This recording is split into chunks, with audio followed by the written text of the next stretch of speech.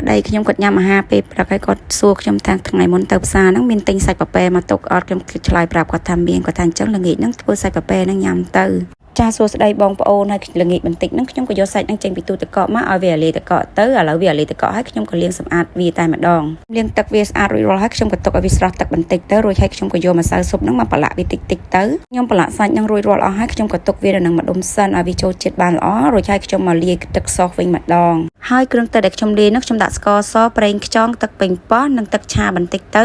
រួចហើយខ្ញុំចាក់ទឹកសចូលបន្តិចខ្ញុំកូរវាឲ្យសព្វទៅតែប៉ុណ្្នឹងរួចហើយគ្រឿងក្រើរួចហើយខ្ញុំទុកនឹងម្ដុំសិនរួចហើយហ្នឹងខ្ញុំមកស្រុះស្ប៉ាកាទីហ្នឹងឲ្យកូនសិនព្រោះឲ្យកូនខ្ញុំហ្នឹងក៏អត់ញ៉ាំជាមួយបាយទេគាត់ចង់ញ៉ាំជាមួយស្ប៉ាកាទីសាច់ហ្នឹងស្ប៉ាកាទីហ្នឹងខ្ញុំស្រុះរួចហើយខ្ញុំស្រង់វាចេញទៅរួចហើយខ្ញុំមកចៀនសាច់វិញម្ដងសាច់ហ្នឹងខ្ញុំដាក់ចៀនអញ្ចឹងទៅខ្ញុំប្រែវាទាំងសងខាងឲ្យវាឆ្អិនបានល្អបន្តិចខ្ញុំក៏ស្រង់វាចេញយកវាចេញឲ្យអស់មកចាប់ផ្ដើមយើងឆាទឹកសហ្នឹងវិញម្ដងខ្ទឹមសហ្នឹងខ្ញុំបកសម្បកវាប្រហែលជា 4-5 កាពឹសទៅខ្ញុំឆាវាមួយស្ទុះខ្ញុំក៏ចាក់ទឹកសហ្នឹងចូលទៅតែម្ដងខ្ញុំឆាទឹកសហ្នឹងឲ្យវារៀងពុះបន្តិចទឹកខ្ញុំនឹងចាក់សាច់ហ្នឹងចូលទៅតែម្ដងសាច់ខ្ញុំចាក់ចូលទៅរួចហើយហ្នឹងខ្ញុំត្រឡប់សាច់ហ្នឹងពី3ត្រឡប់ចឹងទៅដើម្បីឲ្យវាសាច់ហ្នឹងវាចូលជាតិបានល្អ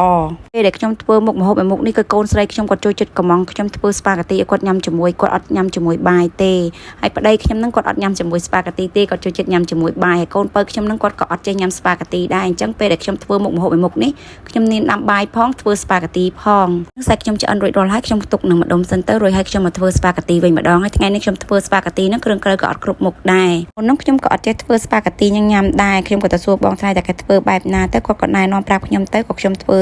តាមគាត់រហូតមកដល់សប្តាហ៍ថ្ងៃនេះទៅហើយខ្ញុំធ្វើហ្នឹងក៏បែបងាយៗដែរអត់មានអីញ៉ៃញ៉ៃគ្រឿងក្រើអីច្រើនទេស្ប៉ាកាទីក៏ឆ្អិនរួចរាល់អស់ហើយចាប់ផ្ដើមរៀបចំដួសដាក់ចានឲ្យប្តីឲ្យកូនញ៉ាំតែម្ដងអ្នកផ្ទះខ្ញុំទាំងអស់គ្នាគឺថាចូលចិត្តមុខម្ហូបមួយមុខនេះណាមិនថាប្តីមិនថាកូនទេជាពិសេសកូនបើខ្ញុំនឹងតែម្ដងឲ្យតែខ្ញុំធ្វើមុខម្ហូបមួយមុខនេះក៏គាត់អង្គុយញ៉ាំឡើងស្ងៀម